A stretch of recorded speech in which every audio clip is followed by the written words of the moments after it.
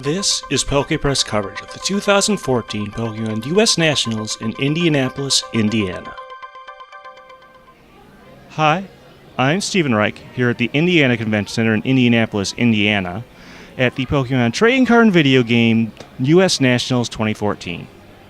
I'm here with Ishan Jirachi, who is the winner of the Seniors Division of the Pokemon Trading Card Game National Championship. And, we just have a few questions. First of all, where are you from? I'm from Wilmington, Delaware. Yeah, over on the East Coast, you came out here to Indianapolis. And how did you get into the Pokemon trading card game?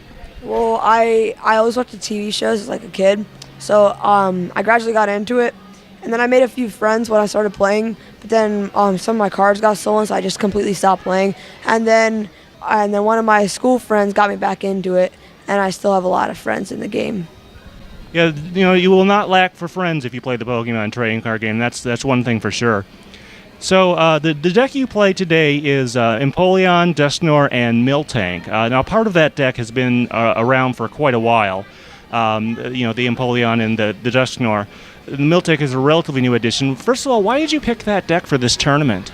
Well, I didn't want to really play something metagame, something standard, because I thought most things would either get countered or I would take a lot of 50-50s. And in this format, if you want to expect to win the tournament, you can't really take many 50-50s on the way there. So I went out of my way, didn't play Plasma, Virizion, Genesect, or Yveltal, and I just picked something that I thought would be fun. And I actually just made this deck like 5 p.m. before the tournament started, so I actually didn't test with it that much. It just seemed as a fun deck. Yeah, I think a few other people have tried it out there, but obviously you're certainly so far the most successful. What are some of the matchups like? Some of the major decks, how do you play against them with this type of deck? Well, basically what you can do against most matchups is the fact that Miltank has 100 HP and it's just a basic that can swing for 100 damage if you have a stage 2 and a muscle band attached. And then you run Dusknoir, which with the Sinister Hand ability, you can move that 100 wherever you would like. So basically, you can two-shot every single EX in the game. And you can, as long as they can't take down your Pokemon in one hit, whenever you can avoid that, you can potentially take 2 prizes, and they only take 1, which is a big differential. Now, in the finals match, you were paired up against a Darkrai Yveltal deck. What's the matchup strategy for that? Well, it was his list or version for it was really weird. He didn't play any Raichu, and he also didn't play any Garbodor. The way the usual matchups play it as the Raichu can be problematic because of the fact that Empoleon's actually weak to lightning, and also if they play Garbodor, they can actually shut off every single one of your abilities. So that's why I put in 2 Starling Megaphone into the deck.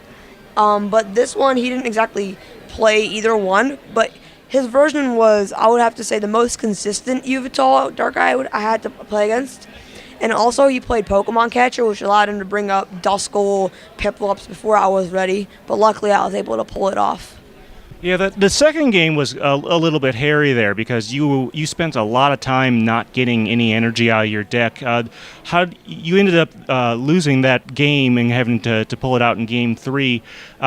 Your deck runs very little energy. How do you kind of adjust for that? Well, I run 6 water energy in my deck, first of all, and which is, it is a very low count compared to many other decks in the format. Like you see plasma decks. Usually, like the format, I think it's like 12 right now.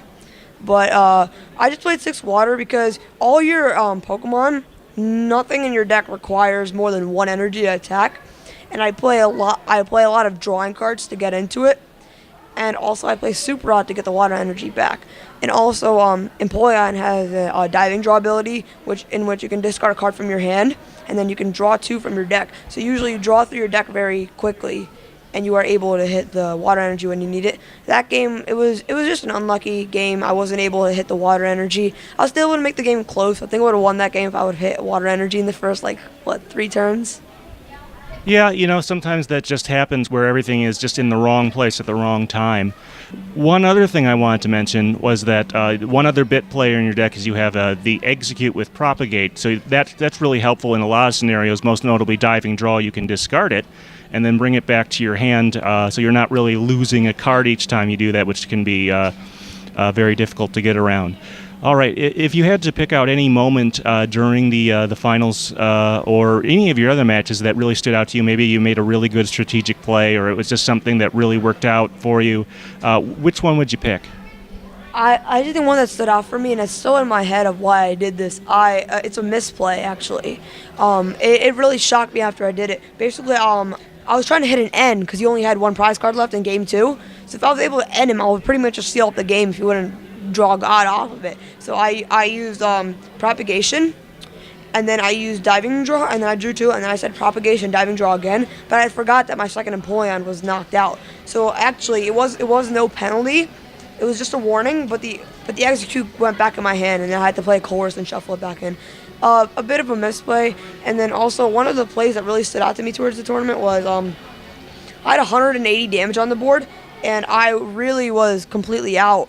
But I was able to move 90 damage to the Jirachi, knock it out, and then I was able to use Duskull's attack, which is, I don't know what it's called, but it takes a Pokemon from your opponent's discard and puts it on their bench. So I was able to put the Jirachi back on, and for my final 4 prizes, I would move the extra 90 damage onto the Jirachi. Yeah, that's a great play. Jirachi, with the catcher errata and making it harder to get up active, people have started using it to get a supporter out of their deck. But yeah, 90 HP, it is a liability there. All right, well, just a few more wrap-up questions. Anything you might change about the deck to improve it? You got you the championship, but, next month is Worlds, so any ideas there? I don't know if the viewers noticed this, but when I had to switch out in the deck, but in the end, when he got catcher heads, he brought up my Empoleon over Dusknoir, and I had less cards in my deck than him. So assuming I didn't have a switch left, which I did, but he had no way of knowing that, he could have brought up the Dusknoir, and I would have lost by decking out. So one improvement I would have made to my deck is I played 2 switch. I might have actually cut 1 for a floatstone because against Vrizzy and Genesect, when they're like out of the game, they'll try to stall by bringing them Dusknoir, and that can get really annoying sometimes. Yeah, that's always, certainly the one that's not going to attack is oftentimes what they will try to bring up with a catcher or Lysandra. All right, well, one other thing about this tournament, this is the first season where they've been using 50 plus 3, best of 3 50-minute matches for Swiss. Some people have felt that maybe it made the tournament a little too long. You were here, well, aside from your buys, pretty much the whole tournament. Was it kind of draining for you, and what about other people in the tournament? It was so draining. Like day 1, they made us do 7 rounds, so I was there from 7 in the morning to 8 in the night. It was just really hard, and then and especially because I went to time a lot because this is Empoleon. So if I don't win one game, the series just ties. So I had 2 buys, and then I tied my first 3 rounds, and I was able to win out and make cut. But I played so many long rounds, and then even with day 2. Having to wake up so early is just so exhausting. It's kind of the trade-off, and we're looking to see if Pokemon will adjust things a little bit, possibly for next year. But we'll see what happens there. But overall, you definitely had a good time. What was your favorite thing besides obviously winning from Nationals this year? Actually, my favorite thing is one of my good friends. His just seeing his brother go to the finals is just amazing. It's like Pokemon is just a really fun game, and seeing your friends do well, it just makes the day for you. Even if you don't do well, just seeing your friends do well, because after going through it once, I know how people who win nationals, they actually feel. So if my friend wins, I'll know how he feels. That's something you can definitely share there. All right. Well, thank you very much, Ishan. This has been Stephen Reich from the Indiana Convention Center in Indianapolis, Indiana, at the Pokemon Trade Card and Video Game U.S. Nationals 2014. This has been a PokePress Special Report.